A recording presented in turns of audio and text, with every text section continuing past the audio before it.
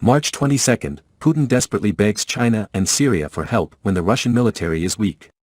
Analysts say Putin's Russia is growing increasingly desperate as the Ukraine war comes to a near stalemate with Russia.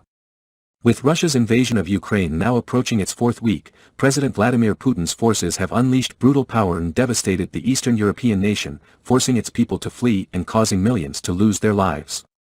House.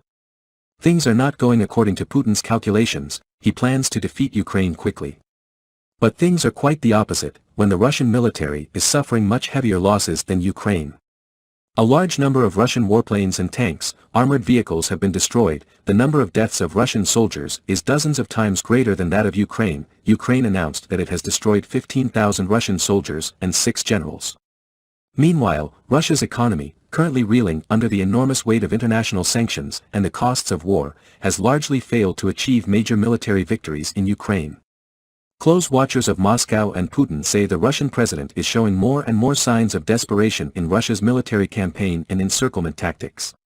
Kurt Volker, a former U.S. ambassador to NATO, told CNBC, "I don't think Russia can win. Russia is draining too many resources, but they haven't gained an advantage over Ukraine yet. They are bogged down. They are having trouble with supplies. They're having trouble with ammunition. Russia is falling into a shortage of weapons, their arsenal is about to run out, it will not be enough for them to wage a long war with Ukraine. Russia has lost too much, but it has not yet gained control of any Ukrainian city."